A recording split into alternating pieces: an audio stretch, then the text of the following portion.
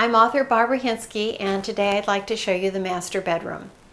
The bedrooms in this old house are quite large in size, and they either all have plenty of room for a seating area or have a separate sitting room. The master bedroom has both, and you're right now in the little sitting room that's off of the master bedroom, which, as you can see, is a very feminine space. I've kind of claimed it as mine. So this is the chair where I do most of my pleasure reading. I also outline my books here rather than sitting upright at a desk. Then across from this chair is a bookcase, but I've chosen to put my collection of teapots and vases and some of my figurines along the top. In coming to Rosemont, Maggie finds in Rosemont 5 complete sets of different china. All of them happen to be china patterns I love. Of course, I'm addicted to china, and there isn't a china pattern I don't love. I particularly love coffee pots and teapots, as you can see. Some of these I've inherited, but most of them I've bought at consignment and thrift stores for next to nothing. But I enjoy looking at them. So coming into the master bedroom now, this bedroom has 2 separate seating areas.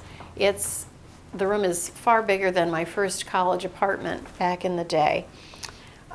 Over here I've got a love seat, which is a wonderful place for taking a nap. I don't take naps very often, but it's a great spot for that. I also do my read aloud edits here. Before I get to the final editing stage, I read my manuscripts aloud at least twice for flow, to make sure the dialogue sounds natural. And I do it here with papers and books and pens spread all over the place. I purchased this ottoman, which is a storage ottoman, the tray, the love seat, the pillows, that tall floral in the corner, and that lamp that I love at a consignment store.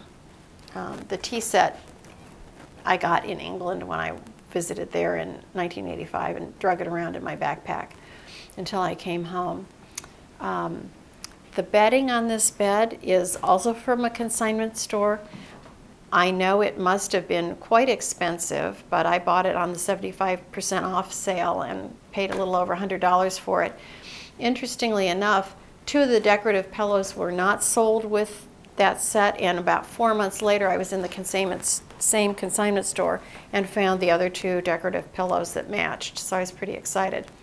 The piece of art above the bed, I purchased a consignment, but I was very excited to see that the same piece hangs at the Wrigley Mansion here in Phoenix.